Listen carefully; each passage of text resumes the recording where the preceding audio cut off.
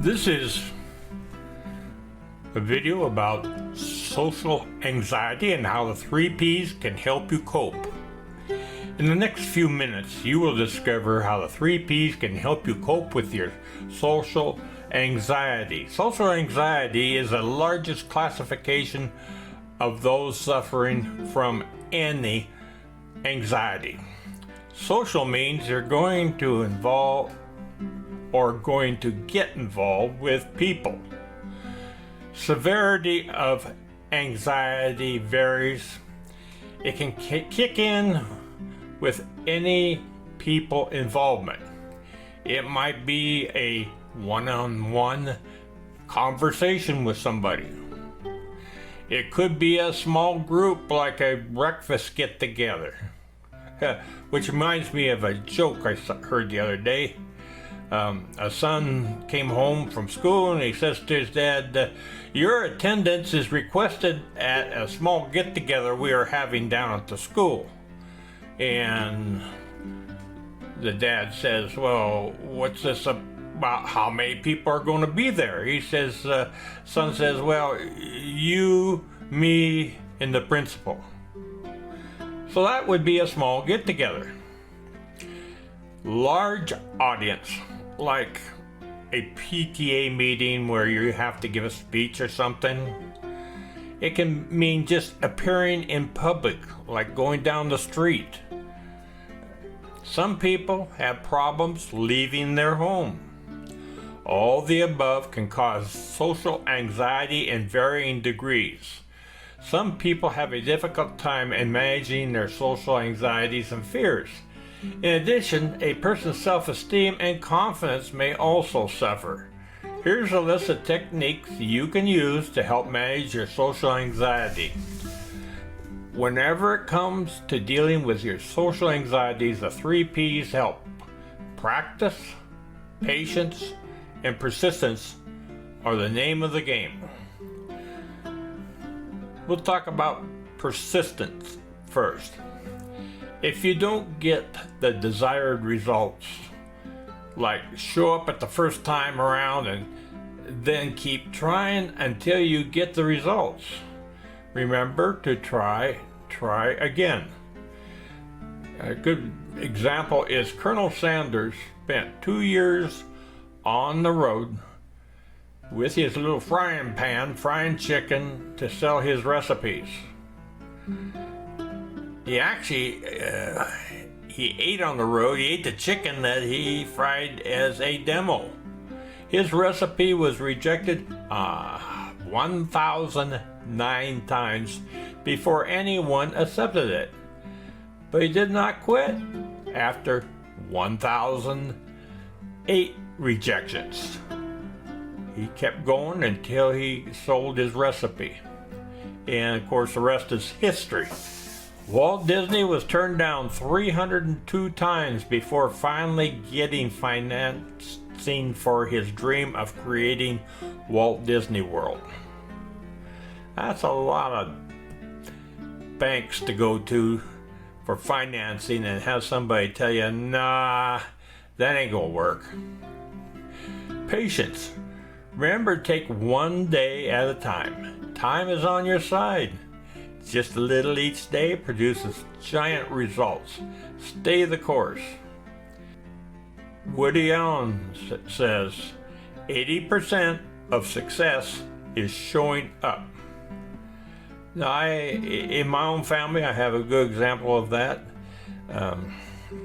My daughter came home from school one day and says, "I'm going to be in the Arco Jesse Owens games." I says, "Really? What are you going to do?" She says, "I'm going to do the high jump." I said, "Well, I didn't realize you could high jump." She said, "Well, I've never done that either, but I've tried other things and they didn't work, so I thought this might work." So anyway, I built a little high jump area we were working on our log house up there, and we had a sawmill in, and there's a lot of sawdust there, and so I set up a little jump area where she could fall on the soft sawdust, and she went in practice. Now this gets even better. There came a day when she was supposed to high jump down to high school, and so I was going to stop by there on the way home, but it was so rainy they can't possibly do anything in this weather. Well, half hour later, my wife came in with Molly, and she had a gold medal around her neck.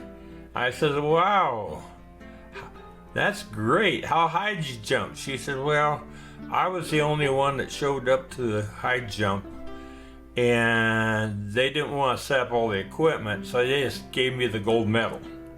But okay. Now, that qualified her for regionals.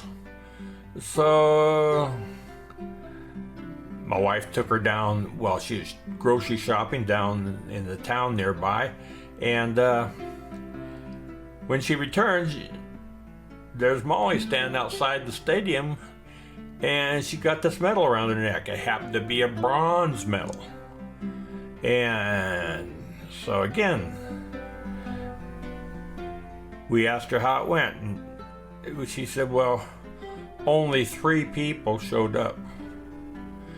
And so she got a bronze medal. And my daughter is not an athletic type person, but I think it shows you gotta show up. And to top it all off, she was the only one out of her school that won a medal. There was a lot more athletic people, but some didn't show up, and it just didn't work out for them. So, right now, I'd like you to look down below the video here, and there's a place for comments. And I'd like you to comment on this video. You may have some questions at this point. Go ahead, ask the questions, and I will look at them, I'll read them, and if they demand a response, I will do that. And I would appreciate it if you'd comment so I can improve and know what else you may want. You may want a video done on a certain topic. Write it down. We'll work on it. Okay, now, the second item of the 3 P's is practice. Maybe you get anxious over a task that you will have to perform soon. When this happens, visualize yourself doing the task in your mind, or you can actually go practice the skills you need to. Self-visualization is a great way to reduce the fear and stress of the coming situation and increase your confidence. There's a study made on some basketball players. One group shot free throws, I forget what it was, for a couple of weeks. And then there was an exam, and they posted a score for them. And there's another group that didn't touch a basketball, but visually imagined themselves shooting free throws. And when they tested them, and when they compared results, they were dang near the same. The visualizations versus the actual doing. So there is some real validity to visualizing doing something. Now, remember what works for you. Do that to learn what works. In other words, you gotta do something before you know if it works or not. And then you can remember what doesn't work. And then you can decide what you need to improve on. Now, self-visualization is a great way to reduce the fear and stress of a coming situation and increase your confidence. The thankful list. Write it down. The next time you feel down, take out your list and review everything that you have listed. This is a great way to remind us of what we already have. Okay, we've covered the 3 P's. Remember what they are: persistence, patience, and practice. Now, you want to work on those and see if you can't improve yourself. There's a good chance you're going to reduce your anxiety. Now, we've covered the 3 P's today. If you feel like you've learned a little bit or would like to make sure you see the rest of my videos, I'd like you to go down at the bottom here and hit the subscribe button. This will allow me to send you updates on all new videos I make, and it will help me out besides. So if you'd be so kind as to hit the subscribe button, I would appreciate it. And also, while you're down there, why don't you give me a thumbs up if you feel I deserve it. Thank you very much.